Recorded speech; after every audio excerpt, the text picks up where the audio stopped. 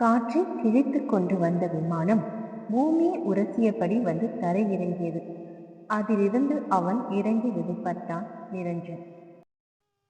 முழுதாய் 3 ஆண்டுக்கு பிறகு தாய்நாட்டின் காற்றை சுவாசிக்க வரும் 28 வயது இளைஞன். உடற்பயிற்சி செய்யாமலே கச்சிதமான உடம்பை மேலும் அழகுபடுத்த கருப்பு நிற சட்டையும் அதற்கு போட்டியாய் கிரீம் கலர் பேண்டையும் அணிந்திருந்தான். காந்தக கண்களை மறைக்க கூலிங் கிளாஸ் அணிந்திருந்தவன் கட்டுக்கடங்காத முடியை கோதியபடியே எஸ்கலேட்டரில் நின்றபடி பார்வையை அலையவிட்டான்.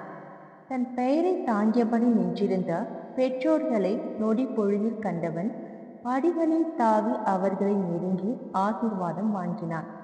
அவனது அம்மா மேகனா நெற்றியில் முத்தமிட்டு வரவேற்றாள். எப்படிப்பா இருக்க? இவ்வளவு வருஷமாச்சு உன்னை பார்த்து. நல்லா இருக்கேம்மா. அதான் வந்துட்டேனே. நீங்க எப்படி இருக்கீங்க அப்பா? நீங்க? நல்லா இருக்கேன்டா. எங்களுக்கு நீ பக்கத்துல இல்லாதது மட்டும்தான் குறை. ஏண்டா இப்படி பாதியா போயிட்ட? அப்பா முடியல. இப்பதான் இந்த வசனத்தை மாத்துவீங்களோ? நான் நல்லா நேரத்தோட சாப்பிட்டு நல்லா தான் இருக்கேன். நீங்க தான் படு மோசமாகிட்டீங்க. கேலி பேசினான். எங்கடா, எனக்கு சுகர் பிபி அப்படின்னு இப்படின்னு சொல்லிட்டு இவளே வண்டியா முழுங்கிக்கிட்டு எனக்கு கஞ்சியும் சப்பாத்தியுமா போட்டு சாகடிக்கிறா. வரும்போது கூட 2 பிளேட்டு சிக்கன் பிரியாணியும் முட்டைத்துக்கும் என் கண்ணு முன்னாலே முழுங்கிட்டு வயிற்றெரிச்சல வாங்குறா. நீ வந்த பிறகாவது எனக்கு மோட்சம் கிடைக்குதான்னு வேண்டிட்டு இருக்கேன்டா. முகத்தை பாவமாய் வைத்துக்கொண்டு அப்பா கதிரேசன் சொல்ல அம்மா விழிகளை பெரிதாக்கி முறைத்தாள். அதை பார்த்து அப்பா பயந்து போனார். அப்பாவின் முகபாவத்தை பார்த்த நிரஞ்சன் சிரித்தான். அழகாய் சிரித்தான். சிரிக்கும் போது அவனது வரிசை பற்கள் பளிச்சிட்டு கவர்ச்சியை கூட்டி மேலும் பேரழகனாய் காட்டியது. சரி, வீட்டுக்கு போய் பேசிக்கலாம். மனைவியின் முறைப்பில் திட்டு விழா வாங்கும் பட்சத்தில் அது வீட்டிலே நடக்கட்டும் என்ற பெருந்தன்மையில் கதிரேசன், வீட்டுக்கு வாங்க, உங்களுக்கு இருக்கு. அம்மா நகர அப்பா பவ்யமாய் பின்தொடர்ந்தார். லக்கேஜை காரின் டிக்கியில் வைத்துவிட்டு முன் சீட்டில் அமர்ந்து கொள்ள அப்பாவும் அம்மாவும் பின்னருக்கையில் அமர்ந்தனர். அப்புறம் ஆஸ்திரேலியாலாம் எப்படி இருந்துச்சு? அம்மா கேள்விகளை தொடுக்க அப்பா, வீட்டுக்கு தானே போறோம், அங்க போய் பேசிக்கலாம் எல்லாம் என்றார். மீண்டும் முறைத்தாள் அம்மா. வாயை மூடிக்கொண்டார். அதுக்கு என்னம்மா, நல்லா இருந்துச்சு. But I don't like it மா. என்ன இருந்தாலும் நம்ம ஊரை போல இல்லை. இயந்திரமான வாழ்க்கை. வெயில் அடிச்சாலும் மழை பெஞ்சாலும் வெள்ளமே வந்தாலும் சென்னை சூப்பர் தான்மா. நீங்க சொன்ன ஒரே காரணத்துக்காக தான் போனேன். 50,000 மதிப்புத்தக்க புது மாடல் மொபைலை தடவியபடி அம்மாவிடம் பேசினான். பின்ன சொல்ல மாட்டேனா? எவ்வளவு பெரிய கம்பெனியில வேலை. அதிர்ஷ்டம் எல்லாரோட வாசலுக்கும் வந்து விடாது. உனக்கு வந்தது, அதை தக்க வைத்து கொள்ள சொன்னேன். அது மட்டுமல்ல, என் மகன் வெளிநாட்டுல வேலை செய்யறான்னு சொல்லும்போது எவ்வளவு பெருமையா இருக்கு தெரியுமா? ஆமா, கீரை விற்கிற ஆயாவிலிருந்து ஏசி ரிப்பேர் பண்ண வர மெக்கானி வரைக்கும் சொல்ற. அதுக்கு மேல ஒருத்தர்கிட்டையும் மூச்சு விடலனா பார்த்துக்கோயேன். கேலி பேசிய மனைவி வம்புக்கு இழுத்தார். உங்களுக்கு எங்க தெரிய போகுது? இதெல்லாம் எவ்வளவு பெருமை தெரியுமா? தெரியலதான். என்ன தெரியல? உன்னை கல்யாணம் பண்ணிக்கிட்டு இந்த பாடுபடுவேன்னு முன்னாடியே தெரியல. தெரிஞ்சிருந்தா அப்பவே தப்பிச்சிருப்பேன். பொய்யாய் பேசி பெருமூச்சு விட்டவரின் கைகளை வழிக்காமல் பின்னினாள் மேகனா. இந்த முறை சத்தமாக சிரித்து அழகுக்கு இலக்கணமாய் மெய் எழுதினான். அழகுக்காக எழுதிய இலக்கணமெல்லாம் உயிர் பெறும் இவளை பார்த்தாள் இளமதி. வயது கூடிக்கொண்டே இருந்த நிலவுக்கு போட்டியாக இளமையான துள்ளலோடு நிலவாய் பூமியில் வளைய வந்தாள். 5 மணிக்கு எழுந்து குளித்து வாசலில் கோலமிட்டவள் பூஜை அறையில் சாமி கும்பிட்டு அம்மாவிடம் காஃபி வாங்கி குடித்து நேரத்தை கழித்து கொண்டிருந்தாள். இப்போதுதான் 9 மணி ஆகுமோ? கடிகாரத்தை பார்த்தபடி அறையில் குட்டி போட்ட பூனையாய் நடந்து ஓய்ந்து போனாள். கட்டிலில் எந்த கவலையும் இன்றி. தங்கை வளர்மதி படுத்து உருண்டு கொண்டிருந்ததை பார்த்து கோபமானவள் ஓங்கி 2 அடி முதுகில் வைத்து எழுப்பினாள். எழுந்திருடி, மணி 8 ஆகுது.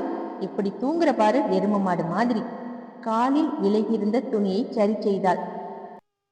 போடி, இப்போதான் அஜித் கூட டூயட் பாடிட்டு இருந்தேன். இன்னும் கியூல நிறைய பேர் வெயிட்டிங். குறைந்தது இன்னும் 2 மணி நேரமாவது ஆகும்.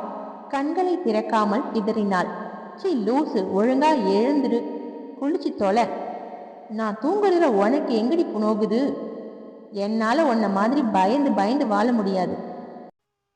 என்னை தொல்லை பண்றதை விட்டுட்டு போய் உருப்படியான வேலையை பாரு.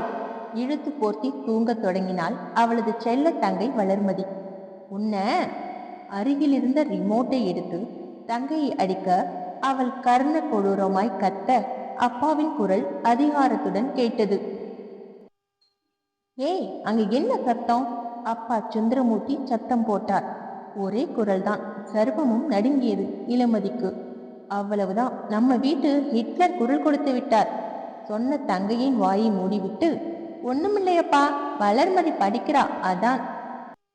மேலும் அவளிடம் சண்டையிட பிடிக்காமல் அரை மணி நேரத்தை அப்படியே கடத்தி விட்டாள். இதோ அம்மாவிடம் ஓடி எதையோ சொன்னவள் ஹாலில் அமர்ந்து பேப்பர் படித்திருந்த அப்பாவிடம், லைப்ரரிக்கு போயிட்டு வரேன்பா. அதற்கு மேல் அங்கு நில்லாமல் மின்னலாய் நகர்ந்தாள்.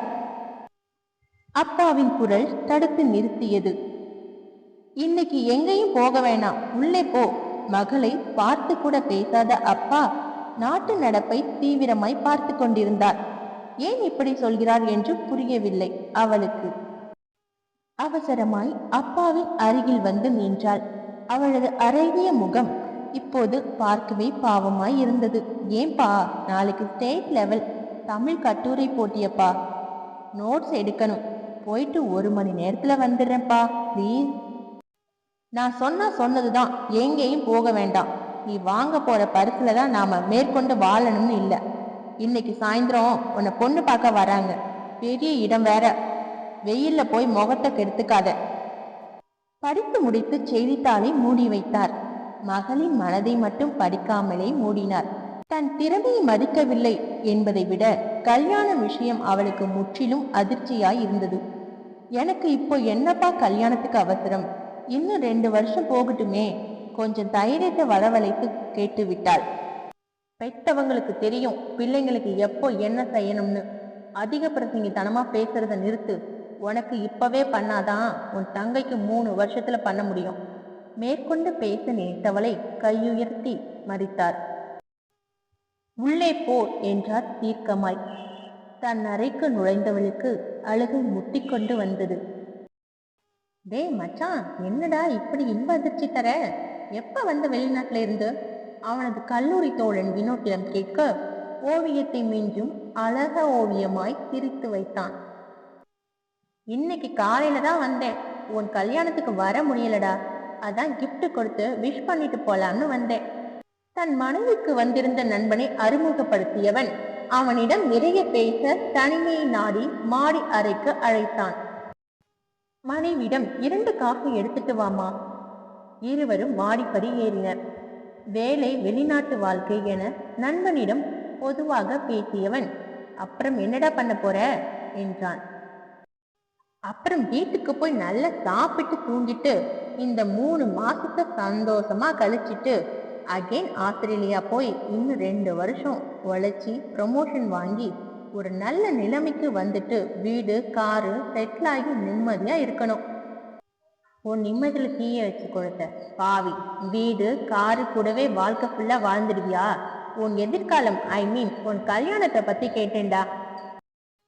கல்யாணம் என்றவுடன் அவனது முகம் சுருங்கியதை கவனிக்க தவறவில்லை வினோத். என்னடா எதுவும் பேச மாட்ட? நீ பேசுறதை பார்த்த ஊர்லயே ஏதாவது வெள்ளைக்காரிய செட் பண்ணிட்டியா? எப்படி சொல்றதுன்னு பயப்படுறியா? எதுவா இருந்தாலும் சொல்லிடுடா, அம்மாவை கன்வின்ஸ் பண்ணிடலாம். ஏண்டா, உன் கற்பனைக்கு அளவே இல்லையா? என்னதான் வெளிநாட்டுல வேலை செஞ்சாலும் வர மனைவி தமிழ்நாட்டு பொண்ணாதான் இருக்கணும்னு நினைப்பான். இதுல நான் ஒன்னும் எக்ஸெப்ஷன் இல்லை. அதான பார்த்தேன். காலேஜ்லயே காதல்னா தள்ளி தள்ளி ஓடுவ. உன்னை பார்த்து இந்த கேள்வி கேட்டது தப்புதான். நீ எல்லாம் அதுக்கு சரிப்பட்டு வர மாட்ட. மென்மையாய் இதழ் விரித்தான் நிரஞ்சன். அப்போ நல்ல பொண்ணை பார்த்தா 3 மாசத்துல கல்யாணம் பண்ணிட்டு பறந்துடுவா, அப்படிதானே? இந்த காலத்துல இன்டர்நெட் மட்டுமல்ல, பொண்ணுங்களும் அப்படிதான் இருக்காங்க. தமிழ் பொண்ணு கிடைப்பாங்கன்னு, பட் நல்ல தமிழ் பொண்ணு கிடைக்கிறது கஷ்டம். உனக்குன்னு ஒருத்தி பிறக்காமலா இருப்பா? வருவா கூடிய சீக்கிரமே உன் தூக்கத்தை கெடுக்க. அதை விடுடா, வா என் வீட்டுக்கு போகலாம். இன்னைக்கு உங்க 2 பேருக்குமே எங்க வீட்டுல தான் லஞ்சு. கிளம்பு. ஏங்க ஏங்க, போனான் அவன். நான் அப்பவே சொல்லியிருப்பேன், நீங்க தான் வந்தவன் அப்படியே ஓடிடுவானன்னு பயமுறுத்துனீங்க. இப்ப பாருங்க எங்க போனானே, எப்ப வருவானோன்னு தெரியல. மேகனாவின் புலம்பலை நிறுத்த நண்பர்களோடு நண்பரின் மனைவியோடும் விஜயமானால் நிரஞ்சன். பேசி சாப்பிட்டு எல்லோரும் ஆற அமர உட்கார்ந்து கதை வளர்த்தனர். இதுதான் சரியான சமயம். நண்பன் எடுத்து சொன்னா கேட்பான் என்ற நம்பிக்கையில் வாயை திறந்தாள் மேகனா. டேய், இங்கே பாருடா, காலத்தில் ஒரு கல்யாணம் பண்ணி சந்தோஷமா இருக்கான். இவனை பார்த்து மாடா உனக்கு கல்யாணத்து மேலே ஆசை வரல?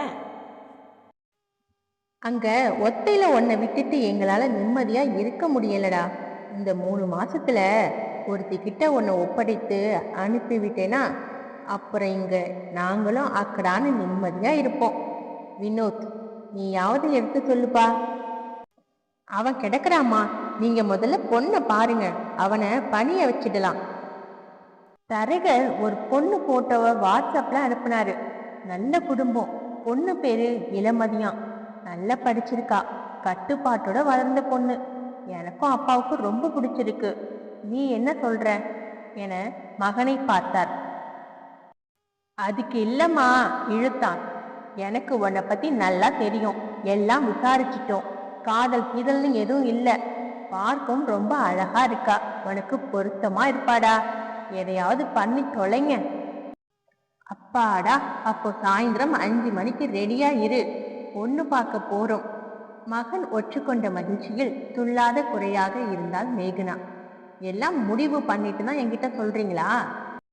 அது ஆமாண்டா, பொண்ணு போதும் போதும். பொண்ணு அழகா இருக்கா, படிச்சிருக்கா, நல்ல பொண்ணு. பாடுனதே பாடாதீங்க, பார்த்தாதான் தெரியும். ஆமா ஆமா, பார்த்தாதான் தெரியும். நண்பன் கிண்டல் செய்ய, ஏங்க அந்த போட்டோவை வாட்ஸ்அப்க்கு அனுப்புங்க, பார்க்கட்டும். சிரிச்சுக்கிட்டே அம்மா சொன்னாள். நண்பனை வழி அனுப்பி வைத்து தன் அறைக்குள் நுழைந்து வாட்ஸ்அப்பை ஓபன் செய்து போட்டோவை டவுன்லோட் செய்தான்.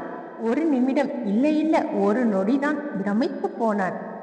அப்படியே கட்டிலில் சாய்ந்தவன் அவனது அழகை ஆராய்ச்சி செய்தது இதழுக்கே தெரியாமல் சிரித்தான். அவனுக்கு போட்டியாய் அவளும் இதழ் விரித்திருந்தாள். இளமதி, அழகான தமிழ் பெயர், இளமையான என் நிலா. மை மட்டும் தீட்டிய கருவிழிகள் ஏதோ கதை பேச முயற்சித்தது. குண்டு கண்கள் அவனின் இதயத்தை இதமாக துளைக்க அவன் தன்னை மறந்து போனான். அம்மாவே இவ்வளவு சொல்றாங்கன்னா கண்டிப்பா எனக்கு ஏத்தவளாதான் இருப்பா. நேரத்தை கரைக்க போட்டோவையே ஜூம் செய்து பார்த்திருந்தான். அவளை நேரில் காண காத்திருந்தான். தேவதைகளுக்கு அலங்காரம் தேவையில்லைதான். ஆனால் பட்டுடுத்தி மெல்லிய முக அலங்காரத்தில் தேவதையை விட ஒரு படி மேல் நின்றிருந்தாள் இளமதி. கருநீல நிறத்தில் உடுத்தப்பட்டிருந்த பட்டு அவளுக்கே என்றே நெய்யப்பட்டது போலிருந்தது. சொந்தங்கள், அக்கம் பக்கத்தினர் புடை சூழ்ந்து கேலி பேச்சுகளின் இடையே அமர்ந்திருந்தவளின் கண்களில் நான் விழவா என்று கேள்வி கேட்டுக்கொண்டிருந்தது. அக்காவின் நிலையை உணர்ந்த தங்கை அவளது கைகளை இறுக பற்றினாள். உங்க எல்லாரையும் அம்மா வெளியே கூப்பிடுறாங்க. பொய் சொல்லி அவர்களை வெளியே அனுப்பியவள் கதவை தாளிட்டு அக்காவிடம் வந்து முகத்தை உயர்த்தினாள். இப்போ எதுக்கு கண்ணை கசக்கிட்டு இருக்க? நீ ஒன்னும் ஊமை இல்ல, உனக்கு நல்லாவே பேச்சு வரும் தெரியும்ல. உன்ன மாதிரி என்னால படன்னு பேச முடியாதுடி, அதுவும் அப்பா கிட்ட சத்தியமா முடியாது. அப்போ இப்படியே அழுதுகிட்டே கழுத்தை நீட்டு, அதான் உன் விதினா யாரால மாத்த முடியாது. இதுக்கு நடுவில் பெண்ணை அழைத்துட்டு வாங்க புரோக்கரின் குரல் கேட்க அம்மா கதவை தட்டினாள். கண்ணீர் நிறைந்த கண்களோடு தங்கையை ஏற்றினாள். போ, வேற வழி இல்ல. அப்புறம் மாப்பிள்ளை பிடிக்கல அது இதுன்னு காரணம் சொல்லி தட்டி கழிச்சுக்கலாம். அதுக்கப்புறமும் ஊமையாவே இருக்காத, தெளிவா அப்பா கிட்ட பேசிடு சொல்லிட்டேன். தங்கையின் அறிவுரையோடு வெளிப்பட்டாள். அவளை பார்த்த பொழுதில் திக்குமுக்கு ஆடிதான் போனான். வெளிப்பட்ட மூச்சை வைத்துதான் அவன் உயிரோடு இருக்கிறான் என்றே கணிக்க முடிந்தது. இமையை அசைக்க மறந்து ஏறிட்டான். தேவதைகள் வானத்தில்தானே இருப்பார்கள். அவர்களை விட அழகாய் இருப்பதால் தான் டைரக்டர் ப்ரமோஷன் கொடுத்து பூமிக்கு அனுப்பிட்டாங்களோ, அதுவும் எனக்காக. யோசித்திருந்தவனை அம்மாதான் கழைத்தாள். எவ்வளவு நேரம்தான் நிப்படா, காஃபி எடுத்துக்கோ, அம்மா சொல்லவும் அவளின் முகம் அருகில் இருப்பதை உணர்ந்து கண்களில் அவனுக்கான காதலை தேடினான். ஆனால் அதுவும் மௌன விரதத்தில் இருந்தது. காஃபியை கொடுத்து எல்லோரையும் மற்றொரு முறை நமஸ்கரித்துவிட்டு அறைக்குள் புகுந்தாள். மகனின் வலிச்சல் நேரடியாகவே தெரிய, பெண்ணை எங்களுக்கு பிடிச்சிருக்கு, பொண்ணுகிட்டையும் ஒரு வார்த்தை கேட்டுக்கோங்க, மேற்படி பேசலாம். இதுல கேட்க என்ன இருக்கு? அவ விருப்பத்தோடு தான் இந்த பொண்ணு பார்க்கும் படலமே நடக்குது. அப்புறம் எப்படி அவளுக்கு பிடிக்காமல் இருக்கும்? எங்களுக்கு பிடிச்சிருக்கு, நீங்க மேற்கொண்டு பேசலாம், அப்பா தான் சொன்னார். உள்ளிருந்தவளுக்கு துல்லியமாக கேட்டது. பாத்தியா என்ன புழுகுறாருன்னு? இவருக்கு போய் பயந்துட்டு உன் வாழ்க்கையே பாழ்படுத்திக்கிறியே. இப்போ என்னடி பண்றது? இவங்க பேசுறத பார்த்தா அடுத்த மாசமே கல்யாணத்தை வச்சிடுவாங்க போல. எனக்கு பயமா இருக்கு. ஏதாவது ஐடியா சொல்லுடி. தங்கையை நச்சரித்தாள். உன் விருப்பம் என்னன்னு எனக்கு தெரியும். அதான் டைரக்டா அப்பா கிட்டே சொல்லிடு. Problem solved. அது மட்டும் சத்தியமா முடியாது. உன்னை திருத்தவே முடியாது. எப்படியோ ஒளிஞ்சு போ. கதவை திறந்து கொண்டு வெளிவந்தாள் வளர்மதி. மாப்பிள்ளை அப்படி இப்படின்னு சொல்ல ஒரு குறையும் இல்லை. பேசாம நாம வளர்ச்சி போட்டிலாமா? நினைத்தவளின் காதை திருகினாள் அம்மா. என்னடி அப்படி வச்ச கண்ணு வாங்காம பாக்குற? உனக்காக பாக்கல, உன் அக்காவுக்காக பாக்குற மாப்பிள்ள. உனக்கு மாமா ஞாபகம் இருக்கட்டும். ஐய, இந்த மூஞ்சியெல்லாம் எனக்கு வேணாப்பா. என் ஸ்டேட்டஸ் வேற. ஒரு அஜித் சூர்யாரு ட்ரீம்ல இருக்கிறவகிட்ட போய் ஒரு டம்மி பீஸ காட்டுற. இந்த மூஞ்சியெல்லாம் உன் பெரிய பொண்ணுக்கு தான் சரிப்பட்டு வருவா. வெளியே தங்கையின் குறும்பு பேச்சில் அம்மா சிரிக்க, சம்மதம் நல்லபடியா முடிந்த திருப்தியில் அப்பா சிரிக்க, அவள் உள்ளம் மட்டும் அழுது தீர்த்தது. இதற்கெல்லாம் ஒரே வழிதான் இருக்கு. முடிவெடுத்தாள். உயர் ரக பிரபலமான உணவகத்தில் அமர்ந்திருந்தாள். கடிகாரத்தையும் வாசலையும் பார்த்து பார்த்து தேய்ந்து போய் முழு நிலவாய் ஜொலித்தாள். எப்போ வர சொன்னேன், இன்னும் வரல பாரு. அப்படி என்னதான் கிழிச்சிட்டு இருக்காரோ தெரியல. வைட்டர் வந்து கேட்க, ஒருத்தர் வரணும், வந்தது அப்புறம் ஆர்டர் செய்வேன் என்றாள். என்னதான் செய்தார்னு தெரியலையே. யாராவது பார்த்து அப்பாவிடம் சொன்னால் அவ்வளவுதான். மனதில் புலம்பி தீர்த்தவள் போனை எடுத்தாள். ஆனால் போன் செய்ய விருப்பமின்றி கீழே இறக்கினாள். அதான் வரேன்னு சொன்னாரே, வருவார். மேலும் 10 நிமிடங்களை துரத்தினாள். வெளியே கண்ணாடி கதவின் ஓரமாக நின்று அவளை ரசித்துக் கொண்டிருந்தவன் அவளை மேலும் காக்க வைக்க விருப்பமின்றி அணிந்திருந்த கண்ணாடியை ஸ்டைலாக கலற்றியபடி அவளின் முன்னால் வந்து நின்றான் இளஞ்சன். நேற்று அரைக்குறையாக பார்த்தவன் இன்று கண்களை பளபளக்க கனவு நாயகனாக எதிரில் நின்றான். நிற்பதா அமர்ந்திருப்பதா என்ற கேள்வி போட்டிக்கு பிறகாக எழுந்து நின்றார். அவன் மேல்நாட்டு பாணியில் கையை முன்னிட்டு ஹாய் சொல்ல அவள் கையை கொடுக்க மனமின்றி வணக்கம் என்றாள். பல்பு வாங்கிய பிறகும் முகம் ஒளியிழந்து போக எதுவும் நடக்காதது போல எதிர் இருக்கையில் அமர்ந்து கொண்டு அவளையும் அமரச் சொன்னான். ரோஸ் நிற காட்டன் புடவையில் பன்னீர் ரோஜாவாய் அவள் போட்டிருக்க, இந்த சாரி உனக்கு பொருத்தமா இருக்கு என்றான். வந்தவுடன் முதல் பேச்சாய் இதை சொன்னதை விட அவளை ஒருமையில் அழைத்து அவளை தெளிய வைத்ததும் எதுவும் பேசாமல் அமைதியாய் இருந்தாள். நன்றியாவது சொல்வாள் என்று எதிர்பார்த்த அவனின் உள்ளத்தில் முதல் ஏமாற்றம். மீண்டும் பேச்சு இவனை ஆரம்பித்தான். நானே உங்களை பார்த்து பேசணும்னு இருந்தேன், அதுக்குள்ள நீங்களே முந்திக்கிட்டீங்க. Girls are so smart then boys, I think so.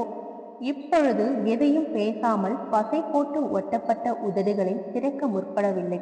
Hello, வந்ததுலேருந்து நான் தான் பேசிட்டு இருக்கேன், நீங்க எதுவும் பேச மாட்டியா? பேசணும் தானே கூப்பிட்ட. பொறுமை இழந்தான். அது எப்படி ஆரம்பிக்கிறதுனே தெரியல. What you want? வைட்டர் வந்து அவர்களின் முன் நின்று கேட்க, எனக்கு எதுவும் வேண்டாம், உங்களுக்கு வேணும்னா ஆர்டர் செய்துக்கோங்க. அதுக்கு மேல் எதுவும் பேசாமல் மாயை மூடிக்கொண்டாள். பயப்படாதீங்க, பில்லை நானே பே பண்ணிக்கிறேன், நீங்க போய் 2 ஆப்பிள் ஜூஸ் கொண்டு வாங்க. அவளின் விருப்பம் இல்லாமல் சொல்லிவிட்டோமோ என்று தோண உங்களுக்கு ஆப்பிள் ஜூஸ் ஓகேல என்றான். அவள் வெறுவென தலையாட்டது போல் இருந்தது. என்ன இவள் வந்ததிலிருந்து ஊமை பாசை பேசுகிறாள்? இன்னும் எவ்வளவு நேரம் தான் இப்படியே உட்கார்ந்துருக்கலாம்னு நினைக்கிறேன். ஒருவேளை பேச வந்ததை மறந்துட்டியா என்ன? என்ன இவன் இவ்வளவு உரிமை எடுத்துக்கிறான்? என் மீது தவறுதான். வாயிலிருந்து வார்த்தையே வெளிமாற மாட்டதே. எப்படி ஆரம்பிக்கிறது? கண்களை உயர்த்தி அவனை பார்த்தாள். அவனது கண்கள் காதல் மொழியில் ஏதோ தூது அனுப்பியது. அதை உணரும் நிலையில் அவள் இல்லை. எதுவாயிருந்தாலும் பேசு. இரு கைகளை ஒன்று சேர்த்து கும்பிட்டவள், ஏதாவது காரணம் சொல்லி இந்த கல்யாணத்தை நிறுத்திடுங்களேன் ப்ளீஸ். இதயத்தை சுத்தியால் அடித்து எடுத்து பிழிந்தது போலிருந்தது அவனுக்கு. வைட்டர் வந்து வைத்த ஜூஸ் அனாதையாய் இருக்கு. அதற்கு ஆதரவு கொடுக்க யாரும் முயலவில்லை. அம்மா எவ்வளவு சர்டிபிகேட் கொடுத்தாங்க. இப்போ இந்த பொண்ணு இப்படி பேசுறாளே.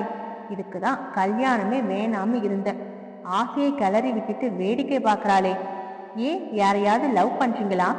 திக்கி திணறி கேட்டவளின் பேச்சில் அவன் மீது மரியாதை தூவி விட்டான். அவ்வளவு தைரியமெல்லாம் இல்லைங்க.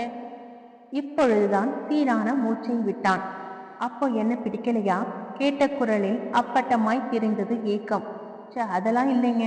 அப்பாடா என்ற அவனுள்ளம் சந்தோஷத்தில் தாழமிட்டது. அப்புறம் ஏன் வேண்டாம்னு சொல்ற? குழப்ப ரேகையில் அவன் முகத்தில் பரவியது. அப்போ என்னதான் உங்க பிரச்சனை என்றான் வெளிப்படையாய். உங்கள் வேலையும் வெளிநாடும் தாங்க பிரச்சனை. வாட்?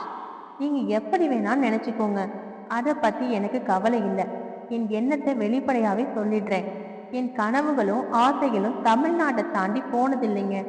நான் MA தமிழ் முடிச்சிருக்கேன். மேற்கொண்டு படித்து தமிழ் பேராசிரியராகி இலக்கியம் சார்ந்த நிறைய புத்தகங்களை எழுதணும்னு ஆசைப்படுறேன். உங்க ஆசைக்கு நான் குறுக்க நிற்க மாட்டேன். ஆஃப்டர் மேரேஜ்க்கு அப்புறம் கூட நீங்க படிக்கலாம், அதுக்கு நான் கேரண்டி. ஆனா உங்க ஆஸ்திரியாவுல தமிழ் படிப்பு இருக்குமா? இருந்தாலும் அது எனக்கு கன்வீனியன்ட்டா இருக்காது. சின்ன வயசுல இருந்தே அப்பா அம்மா சொன்னதுதான் என் வாழ்க்கையிலே நடந்திருக்கு. எனக்குன்னு எதையும் எதிர்பார்க்காத ஒரே ஒரு ஆசையை மட்டும் தேக்கி வச்சிருக்கேன். அது வாழ்ந்தாலும் செத்தாலும் தமிழ்நாட்டுல தான். அவன் பிரமிப்பின் உச்சியில் இருந்தான். என்னங்க நீங்க? எல்லா பொண்ணுங்களும் வெளிநாட்டு மாப்பிள்ளையை கட்டிக்கிட்டு வெளிநாட்டிலே செட்டில் ஆகணும்னு நினைப்பாங்க. நீங்க என்னடனா? மற்றவங்க எப்படின்னு எனக்கு தெரியாதுங்க. நான் இப்படிதான். முகம் தெரிந்த உறவுகளை எல்லாம் இங்க விட்டுட்டு முகம் தெரியாத நாட்டுல 4 சவுத்துல உங்க முகத்தை மட்டும் பார்த்து பொய்யா என் வாழ்க்கையை வாழ்ந்து உங்க வாழ்க்கையும் கேள்விக்குறியாக்க விரும்பல. என் அப்பாவுக்கு மாப்பிள்ளை பொண்ணோட மனசுல இருக்கிறத விட வெளிநாட்டுல இருக்கணும் தான் எண்ணம். இந்த ஆசைக்கு மட்டும் நான் இரையாக முடியாதுன்னு தீவிரமா இருக்கேன். இன்ஜினியரிங் படித்து வெளிநாட்டுல வேலை செய்யும் உங்களுக்கு தமிழ்நாட்டுல தமிழுக்காக குரல் கொடுக்கும் எனக்கும் செட் ஆகாது நினைக்கிறேன். என் எதிர்பார்ப்பும் வெளிநாட்டு மாப்பிள்ளை இல்லை, தமிழ்நாட்டு கணவன் தான். உங்களுக்கு என்னை விட நல்ல பொண்ணு வருவா. ஏனோ அவள் பேச பேச அவன் அவளுக்குள்ளே புதைந்து போனான்.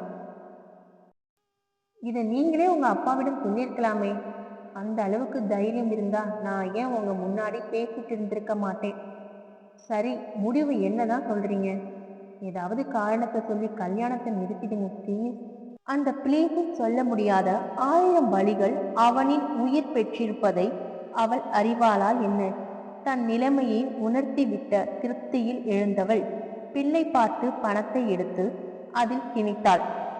வேண்டாங்க, பில் நானே பே பண்ணிக்கிறேன். இதுல என் ஜூஸுக்கான பில்லை மட்டும்தான் வச்சிருக்கேன். உங்களதையும் சேர்த்து மொத்தமா கட்டிடுங்க, நான் கிளம்புறேன். பட்டும் படாமல் அவள் பேசிய ஒவ்வொரு வார்த்தைகளும் அவனின் ஆசையில் கொள்ளி வைத்தது. அவள் போன திசையில் அங்கு தொங்கியிருந்த போர்டில் விருப்பங்கள் எளிதில் கிடைக்கவில்லை என்றால் கிடைத்ததை விரும்பி ஏற்றுக்கொள் என்றிருந்தது. வீட்டிற்கு சென்றவன் ஒரு நிலையில் இல்லாமல் அல்லாடினான். வினோத்தை பார்த்து நடந்ததை பற்றி சொல்லி பெருமூச்சு விட்டான். என்னடா சொல்ற? இப்போ என்னதான் பண்ண போற? சோ சிம்பிள், முடிவு பண்ணிட்டேன்டா. அவ கேட்டுக்கிட்ட மாதிரி அவங்க அப்பா கிட்ட போய் பேச போறேன். டேய், பெரியவங்க கிட்ட ஒரு வார்த்தை சொல்லிட்டு எந்த முடிவா இருந்தாலும் எடு, அவ்வளவுதான் சொல்லுவேன். எடுடா, பார்த்துக்கலாம். இலா இலா அப்பாவின் கண்ணீர் குரல் கேட்க மாடி அறையிலிருந்து அவசரமாய் வெளிப்பட்டு படி இறங்கினாள். இறங்கும் போதே அங்கு நின்றிருந்த நிரஞ்சனை கண்டுவிட்டாள். கட்டை விரலை உயர்த்து வெற்றியா என்று கேட்க அவனும் கட்டை விரலை நிதானமாய் உயர்த்தினான். இளமதி அருகில் வந்து நிற்க அம்மா கிச்சனிலும் தங்கை மாடியிலிருந்து என்ன நடக்கிறது என்று வேட்டி பார்த்தனர். என்னப்பா? பாவியம்மாய் அப்பாவிடம் கேட்டாள். நான் சொன்னா நீ தட்டாம கேட்பல. மண்டையை ஆமாம் என்று தோரணையை ஆட்டினாள். உனக்கு இந்த மாப்பிள்ளை வேணாம், எனக்கும் இந்த சம்பந்தம் வேணாம், நீ போகலாம் என்றார். அப்பாவின் சொல்லில் தன் வெட்டி சிரிப்பை வெளிக்காட்டாமல் கண்களாலே அவனுக்கு நன்றி சொன்னவள் வேகமாய் தன் அறைக்கு சென்று கதவை தாளிட்டு தங்கையை அணைத்து கொண்டு குதித்தாள். அப்பாடா, இப்போதான் நிம்மதியா இருக்கு. I'm so happy. இவ்வளோ சீக்கிரம் இந்த பிரச்சனை முடியணும்னு நான் நினைக்கல. இல்லா, அப்பா பேசும்போது அவனோட முகத்தை பார்த்தியா? தொங்கி போய் இருந்துச்சு. எனக்கு என்னமோ நீ அவசரப்பட்டுட்டியோன்னு தோணுது. அதெல்லாம் ஒண்ணுமில்லை, நான் செய்தது கரெக்ட் தான். சரி, இப்போ தப்பிச்சிட்ட. நாளைக்கே அப்பா வேற மாப்பிள்ளையோட வரமாட்டாருன்னு என்ன நிச்சயம்? அப்படி பார்க்கும்போது ஒருத்தர்கிட்டையும் போய் பேச போறியா? இதுக்கு நேரடியா அப்பா கிட்டே பேசிட்டு இதுக்கு ஒரு முற்றுப்புள்ளி வைக்கலாம்ல. அக்காவின் முகம் மாறி போனதை உணர்ந்த வளர்மதி, சரி விடு, உனக்கு இந்த ஜென்மத்தில் தைரியம் வரப்போறதில்ல. இப்போதைக்கு இந்த விஷயத்துக்காக சந்தோஷமா இரு. இருந்தாலும் எனக்கு ஒரு சந்தேகம். இந்த ஹிட்லர் அவ்வளோ சீக்கிரத்துல ஒத்துக்க மாட்டாரே. அவர் வாயாலே எப்படி சொல்ல வச்சாரு? அதான் புரியல. அதானே. அப்பா உள்ளறையில் இருப்பதை உறுதிப்படுத்தி கொண்டவள் வாசலுக்கு ஓடினாள். நல்ல வேளை, வண்டியை தள்ளியபடி வீட்டை தாண்டி கொஞ்சம் தொலைவில் தான் சென்றிருந்தான் நிரஞ்சன். ஓட்டம் பிடித்தவள் மூச்சு வாங்க அவன் முன் நின்றாள். ரொம்ப தேங்க்ஸ்ங்க. சிரிக்க முயன்றான். எனக்கு ஒரே ஒரு டவுட்டுங்க, எப்படி அவ்வளோ சீக்கிரத்துல எங்க அப்பாவை மாத்துனீங்க? எதுக்கு அதெல்லாம் இப்போ? உனக்கு, சாரி உங்களுக்கு சந்தோஷம் தானே? நீங்க கேட்டது நடந்துருச்சுல. அவனின் கண்களை நேருக்கு நேராய் பார்த்து பேசியதால் அவளுக்குள் ஒரு தடுமாற்றம். கவிதை பேசும் அவனது கண்கள் உயிரற்று போனது போலிருந்தது. ஐயோ, அது மட்டும் தெரியலனா என் மண்டைக்குள்ள வண்டு போனது மாதிரி இருக்குங்க. ப்ளீஸ் சொல்லுங்களேன். உதட்டை மடித்து அவள் கேட்ட ப்ளீஸ் இப்பொழுது உருகிதான் போனான்.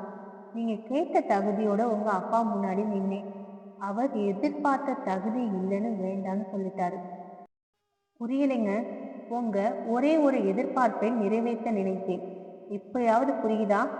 பைக்கை மேலும் தள்ளிக்கொண்டு நகர்ந்தான். இப்போ ஏதோ அவளுக்கு புரிய வேகமாக ஓடி அவனை வழிமறித்து நின்றாள். நீங்க சொல்றத பார்த்தா ஏன் சிரமப்படுறீங்க? ஆமா, வேலையை விட்டுட்டேன். வாட்? சிம்பிள். ஆஸ்திரேலியா வேலை அம்பேட் ரிசைன் பண்ணிட்டேன். என்ன சொல்றீங்க? எவ்வளவு பெரிய வேலை, அதை எவ்வளவு ஈஸியா சொல்றீங்க விட்டுட்டேன்னு? பைக்கை ஓரங்கட்டி நிறுத்தினான். உனக்கு முன்னாடி அது ஒன்றும் பெருசா தெரியல. உன்னோட வாழ்றதை விட ஆஸ்திரேலியாவும் சொர்க்கம் இல்லை. நீங்க எஸ், ஐ லவ் யூ மதி. நீ என்ன வேணாலும் நினைச்சுக்கோ. உன்னை முதல் தடவையா பார்த்த போதே இம்ப்ரெஸ் ஆகிட்டேன். அப்புறம் உன்னோட பேச்சு கொள்கையை பார்த்து இப்படியும் ஒரு பொண்ணான ஆச்சரியப்பட்டேன். I am ice made on you மதி.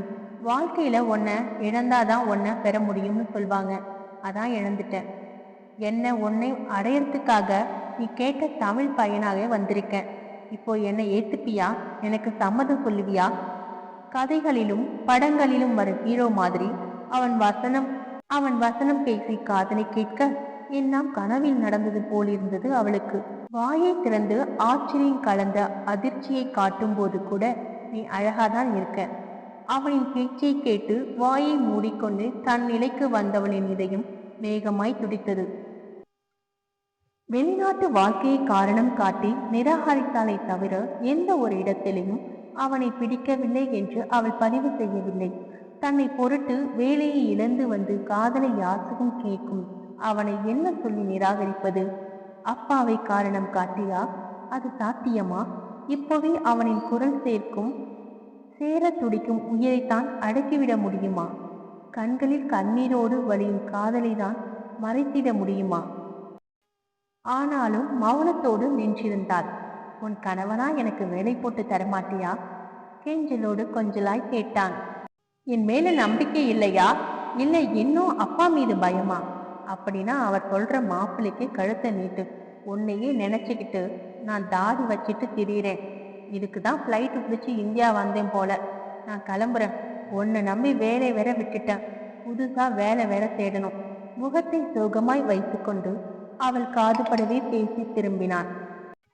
விலகி நடந்தவனின் கையை பற்றினாள். கண்கள் மட்டுமே பேசியதை தவிர இதழ்கள் பேசா விரதம் இருந்தது. அவனின் காதலிக்கு குனிந்தவள், யூ டோன்ட் வரி, கல்யாணம் மட்டுமல்ல, ஹனிமூன் கூட தமிழ்நாட்டில் தான். இறுக்கங்களும் பயங்களும் தலைச்சிரிக்க கூட இதழ் விரித்து சிரித்தாள். நானும் இப்போதிலிருந்து உங்களை மனசார காதலிக்கிறேன் என்றபடி அவனின் நெஞ்சில் குடி புகுந்தாள். எனக்கு நம்பிக்கை இல்லைங்க, ரொம்ப பயமா இருக்கு. எதுக்கு? எதுக்கா? வெளிநாட்டு வேலை இல்லைன்னு எங்க அப்பா உங்களையும், நீங்க என்னாலதான் வேலையை விட்டுட்டீன்னு உங்க அம்மா என்னையும் நேரடியா வெறுக்கும் போது எப்படிங்க நம்ம கல்யாணம் நடக்கும்? ஐயாவோட திறமைக்கு தான் புது வேலை கிடைச்சிருச்சுல, எப்படியாவது பேசி சமாதானம் செஞ்சிடலாம். காலரை தூக்கி விட்டு பெருமை பேசினான். இதுக்கு ஒன்றும் குறைச்சல, எனக்கு தான் தெரியும் என் நிலைமை. அடுத்த சுயவரத்துக்கு வேற ரெடி பண்ணிட்டு இருக்காரு எங்க அப்பா. என் காதல் கோட்டையில் இதய சிம்மாசனத்தில் பொய்யாரமாய் வீற்றிருக்கும் என் மகாராணியை அந்நியர்கள் படையெடுத்து வந்து அபகரிக்கத்தான் விட்டு விடுவோனோ என்ன? அவனின் செய்கையை பார்த்து வாய்விட்டு சிரித்தவள், எனக்கு இப்பவும் சந்தேகமா இருக்கு. என்னன்னு? 3 வருஷம் வெளிநாட்டுல இருந்தேன்னு சொல்றீங்க, இவ்வளவு அழகா தமிழ் பேசுறீங்க.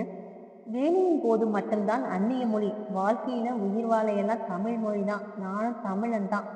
சரிதான், ஆனா நீங்க எவ்வளவு சொன்னாலும் தைரியம் தான் வரமாட்டேங்குது. இங்க பாரு, இப்படியே குழம்பிட்டு இருந்தா இழந்து போயிட்டே இருப்பேன், பார்த்துக்கோ.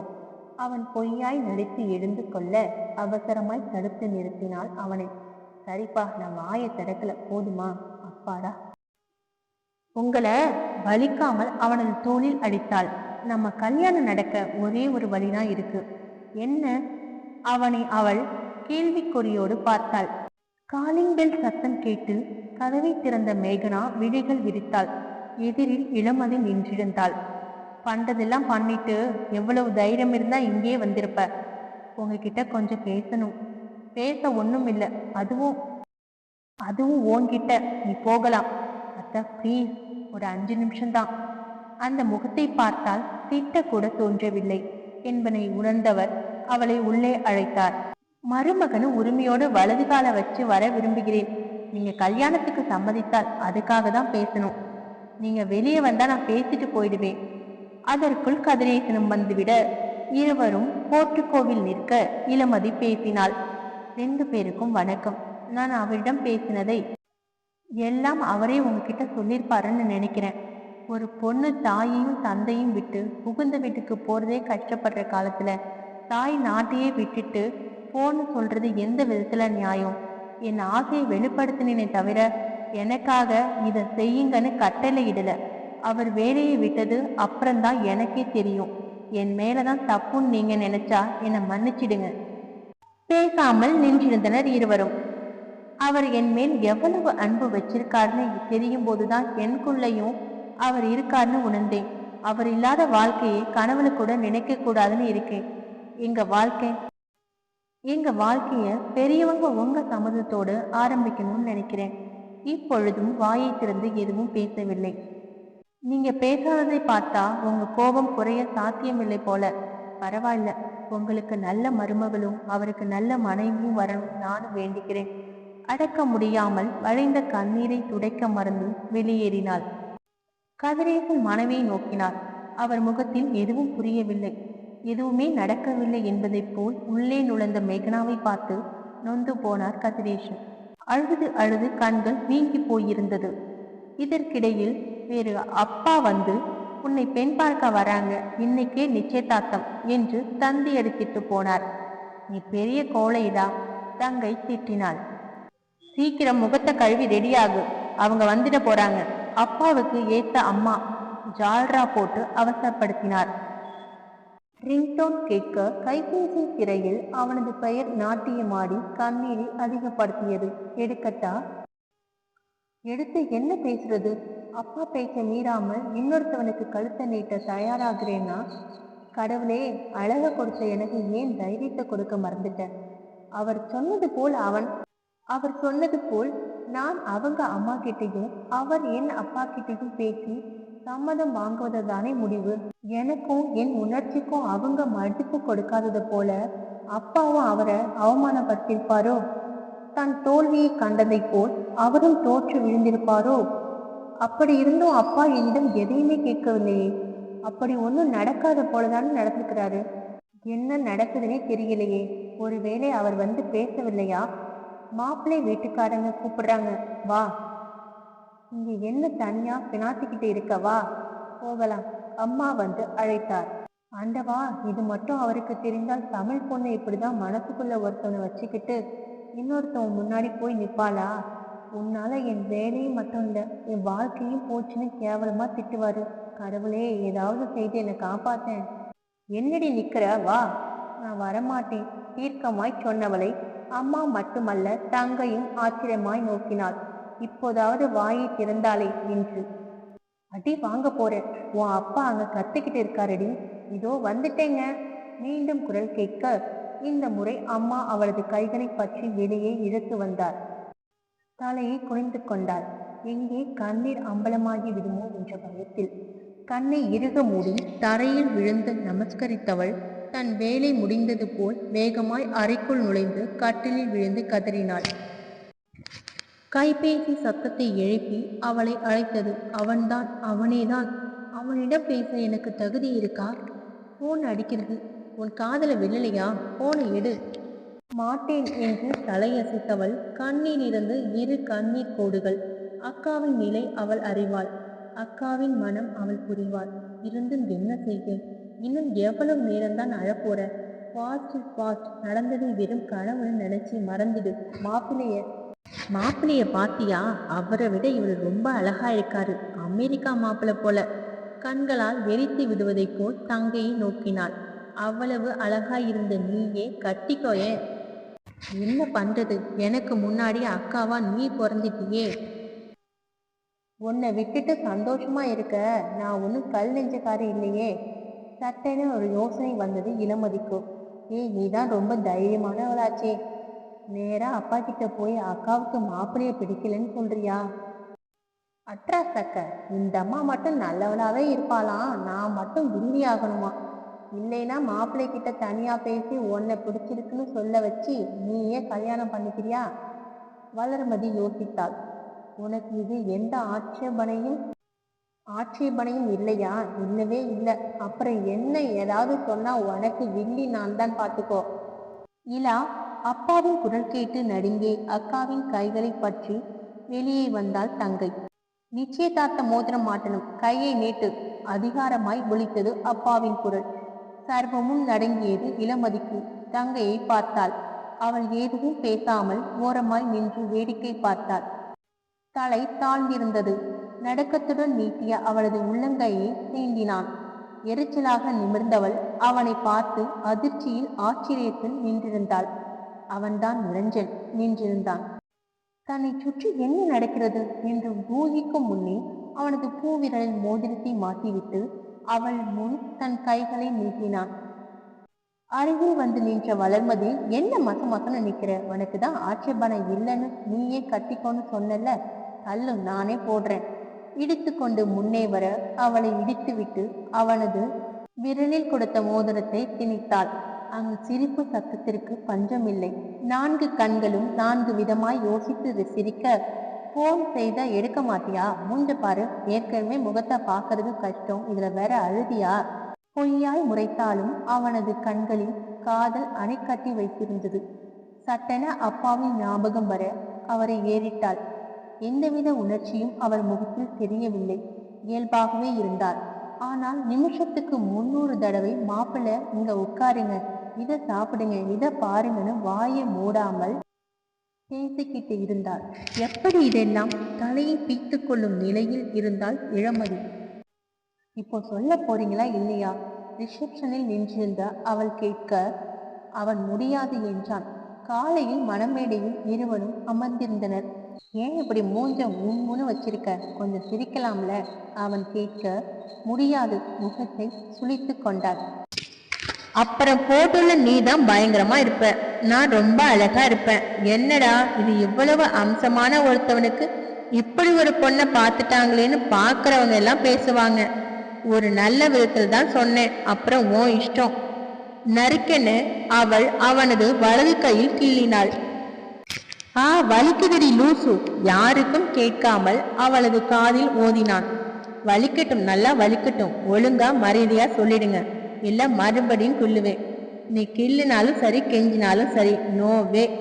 கெட்டு மேல சத்தம் முழங்க. இளமதியின் கழுத்தில் நிரஞ்சன் 3 முடிச்சிட்டு தனதாக்கி கொண்டான். அவளது உம்மனம் ஒன்றி இதயத்தில் படம் பிடித்தவன் அதற்கு மேல் அவளை சிரிக்க வைக்க முயன்றான். ஏ லூசு, பேச மாட்டியா? உனக்கு என்னதான் பிரச்சனை? என்ன வேணும்? இப்படி இருக்காதம்மா, எனக்கு ஒரு மாதிரியா இருக்கு. அப்ப சொல்லுங்க, எப்படி எங்க அப்பா ஒத்துக்க வச்சிங்க? அப்படி என்ன பேசி சம்மதிக்க வச்சிங்க? நான் சொல்லுவேன், நீ தப்பா நினைக்க கூடாது. தப்பா நினைக்க கூடாதா? அப்படி என்ன செய்தீங்க? எங்க அப்பாவை திட்டினீங்களா, இல்ல அடிச்சிங்களா? என்ன பயத்தை போய்விட்டாள்.